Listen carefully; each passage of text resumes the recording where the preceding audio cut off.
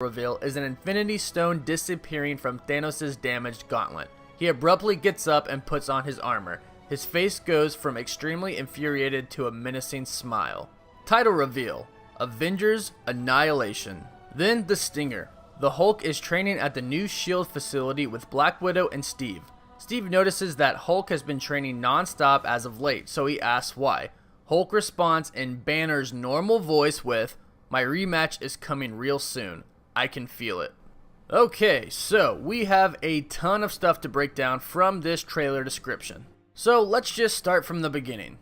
Okay, so the trailer starts off showing the damaged Infinity Gauntlet in a field on the farm planet. This makes perfect sense because this is where Infinity War ended. It ended with Thanos on a distant planet on a farmland in a little hut, watching the sunrise, just like he told Doctor Strange he would do after he completed the snap. And of course the Infinity Gauntlet is damaged because Thanos did the snap, and the Russo brothers said it themselves that the gauntlet is in fact permanently damaged. So we hear Tony say we were destined to lose, and the Quinjet lands in Wakanda, and Steve Rogers says, "We have come so far." So this is clearly sort of a nod and a tribute to the last 10 years of the Marvel Cinematic Universe of the Avengers being together. The trailer's going to have some of that aspect in it, referencing to the past 10 years, because this movie is going to be what wraps up the previous 10 years and starts a new future. So Tony and Nebula get off the jet and regroup with the remaining Avengers. Tony and Nebula were part of the heroes who were fighting Thanos on Titan, and after the snap, they were the only two that survived. The rest of the heroes were in Wakanda fighting Thanos' army and what was left of the children of Thanos. So this scene is going to be all of the remaining heroes regrouping. It's also going to be the first time in a really long time that Tony Stark and Steve Rogers will be seeing each other. They haven't spoken since the events of Civil War, and they never crossed paths in Infinity War, so it's been a really long time. But seeing as how half of the universe just got wiped away from existence, they need to regroup. So Steve says Tony, and Tony is seemingly defeated, shakes his head, and gives a friendly smirk back to Captain. Tony, of course, feels defeated after the events of Infinity War because this is something Tony has been planning for since 2012, since the events of the Battle of New York. So he had been preparing for years for this, but at the end of the day, it wasn't enough. Thanos won. So Tony is defeated on a few different levels.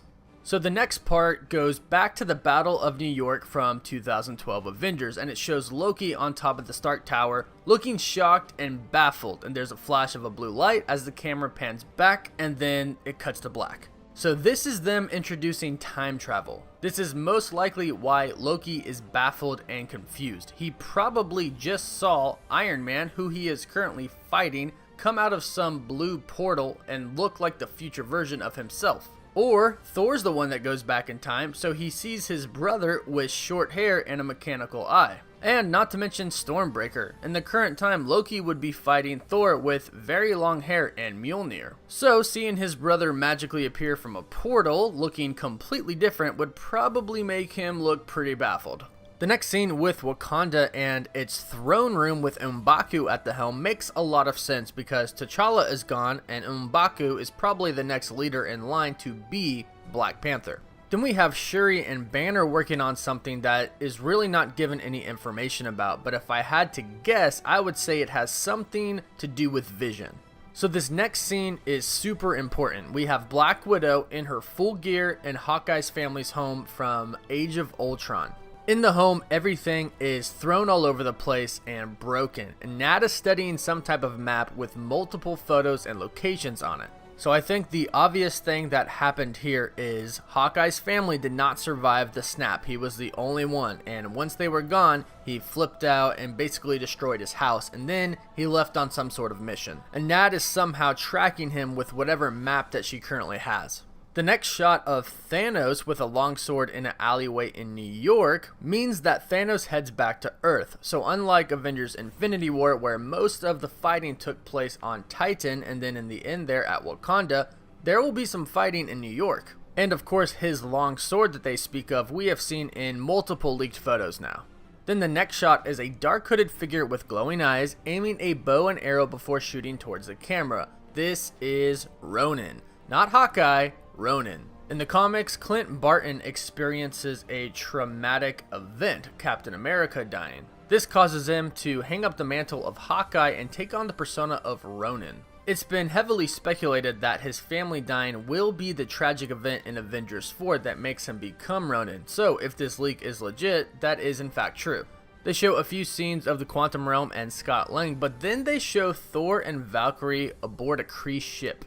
Thor says, "If the stories are true, you're our universe's last hope, if such a thing even exists anymore." Now clearly, they are talking to Captain Marvel. It seems like Thor and Valkyrie sought her out, and apparently they've heard stories, ones that I'm sure we'll see in Captain Marvel, telling how strong she is. So clearly they seek her out based on these stories that they've heard. I'm not sure how this falls into place with Nick Fury's space pager thing, but I'm sure he signals her and she comes in closer. Maybe she was off in a distant galaxy or something, got the message and came close. And that's when Thor and Valkyrie found her. We then have Tony Stark, decked out in S.H.I.E.L.D. gear, walking through the new S.H.I.E.L.D. headquarters, which is the Avengers headquarters in upstate New York, carrying an orange briefcase. Not sure what's in the orange briefcase, but with Nick Fury and Maria Hill gone, it would make sense that he would take over S.H.I.E.L.D. We've also seen some leaked photos where Tony is wearing some S.H.I.E.L.D. attire, so this matches up perfectly.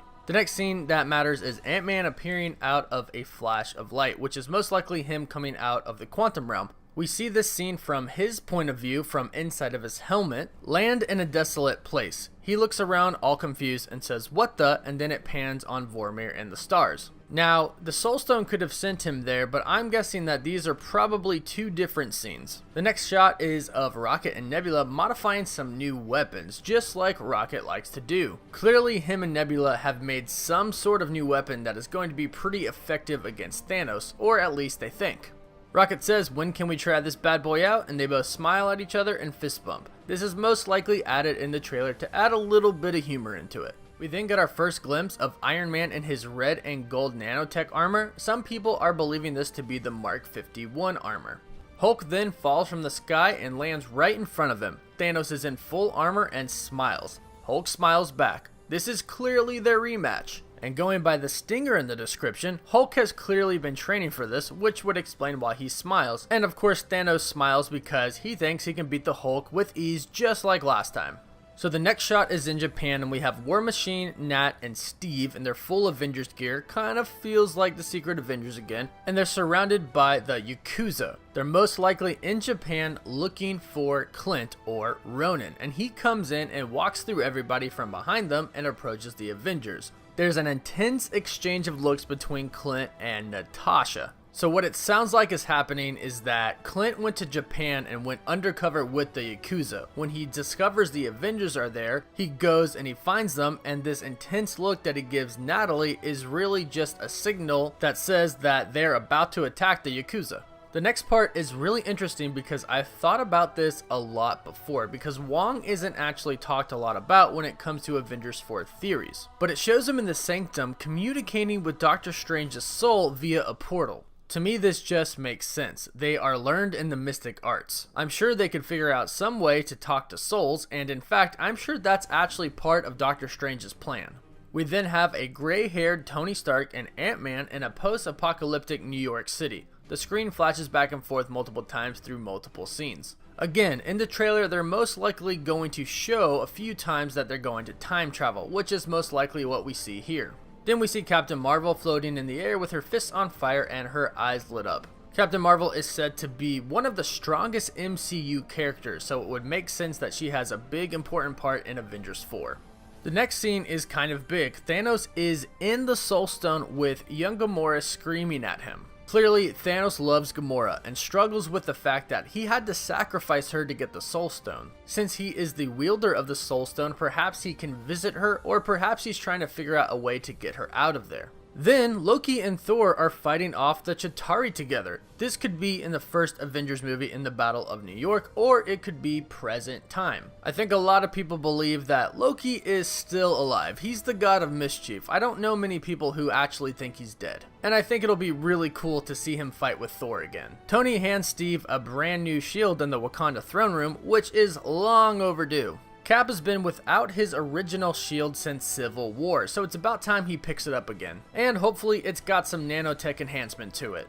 It then shows Tony opening up the orange briefcase, and Scott hands him an illuminated bracelet, in which Tony asks, how is this even possible? This is probably the first time that Tony finds out about time travel, because the next scene is him and Scott running through the quantum realm and ending up back at the Battle of New York from 2012.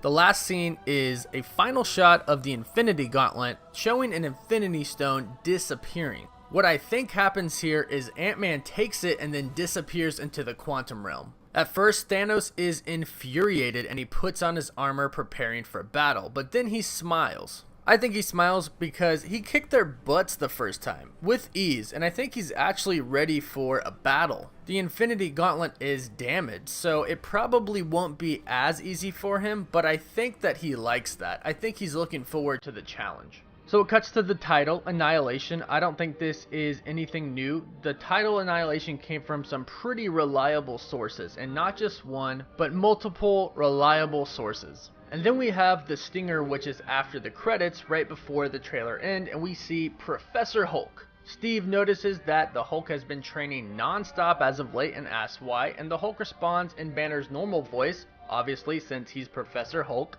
and he says, "My rematch is coming real soon. I can feel it." It's pretty clear that both Banner and the Hulk are pretty ticked off that they lost to Thanos so easily in Avengers Infinity War.